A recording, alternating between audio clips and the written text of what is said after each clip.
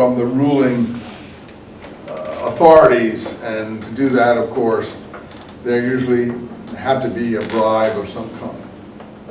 So this situation of the Schutzjude is the situation we get Mendelssohn in. And that leads us into someone like Mendelssohn. Mendelssohn's dates are 1729 to 1786.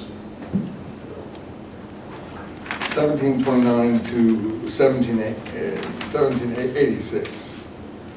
And he was from somewhere further east in this Polish area that was ultimately referred to as the Pale of Settlement by the Russians and the Poles, but that was a later period it was called, but I will write that on the board for you.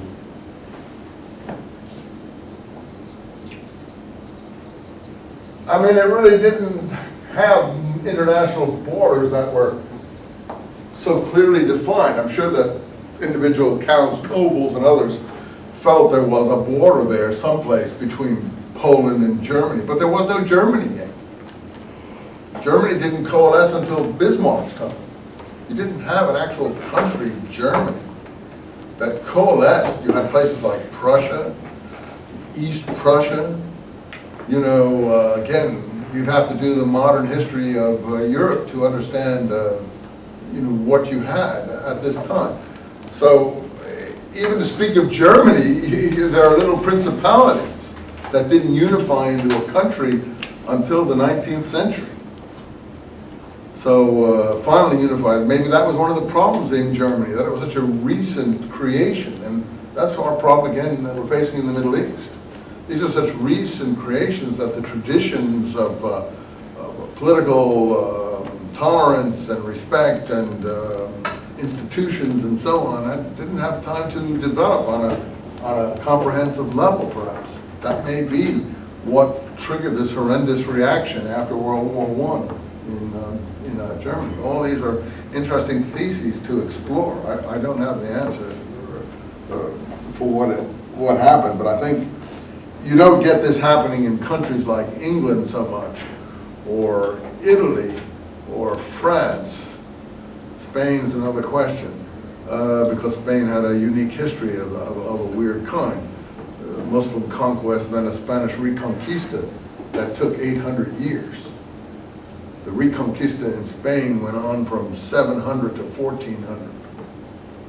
And it was only completed in 1492 when Columbus set off for America. So, you know, Spain was a country in turmoil and in the process of becoming for, you know, 800 years. So then when all this Indian gold poured in and the conquistadors and all that, Lord knows what the mentality in Spain became, and I wouldn't even want to evaluate it. These countries have only become modern in the last century, actually, in the sense of joining modern Europe and wanting to be part of the common market and these kinds of things. I mean, just 40, 50 years ago, Spain was under a Franco dictatorship. So it's hard to evaluate these other countries. But England, France, Italy are very old sorts of countries with old traditions, whether they had monarchies or not. They had old traditions and respect for, you know, the community and the way to behave within the community. So the kind of thing you saw happen in Germany after World War I probably couldn't have happened in England in the same way. France had waves of things, you know, break over France. It might have if France had gone into a dictatorship or lost World War I. You never know what might have happened. But countries like, you say, well, Denmark, Holland, these other kinds of countries, they're reinforced by a kind of often a Protestant independent spirit sometimes. So they don't fall under the same general tradition that you have when countries dominated in more papal sense. So it's very difficult to evaluate how given countries are going to behave. But where the ghettos go, that had been actually instituted. I don't know which, I think it was one of the Lateran councils. I think it was in the 1200 period. And as I said, by the 1600s, it was everywhere. So to leave the ghetto, you had to have permission. You had to go into the ghetto at night. You couldn't just be traveling on the roads. You know, you'd have to have a reason. So this shifts you to a situation where certain Jews were permitted to come west again. You say, where did all that population go? I covered it last time to a certain extent, but it's worth reviewing. Where did it all go? A lot of it, you know, just went into this no man's land area on the borderlands, the Netherlands, if you want to call it that, the area which hadn't coalesced yet into a European national entity. So that whole area from northern Poland down into Romania and the Carpathian Mountains and all of those areas there, and western Russia down to Kiev and the Ukraine, and then down into Odessa and those places.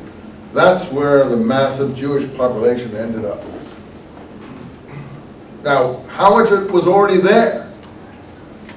You know, where, I mean, was it already there, or did it come from Western immigration or Northern immigration? Some of it probably pushed up from the Byzantine Empire into the southern Crimea. There was a guy called Arthur Koestler, a very famous communist writer, intellectual of the mid-last century. To me, he's not the last century, he's a contemporary almost, but he wrote a book,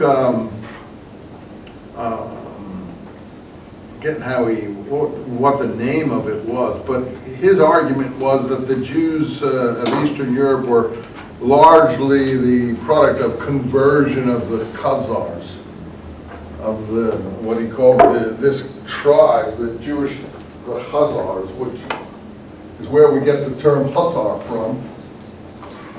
It's a nomadic people north of the Black Sea in the Crimean area eastwards. The Cossacks were down there, the Hussars, and there was a conversion that we know about that certain Jewish intellectuals write about in the Middle Ages.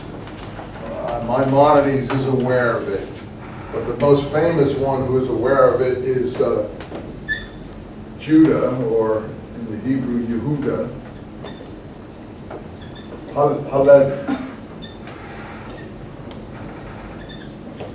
He wrote a book called The Kuzari. How many have heard of that book?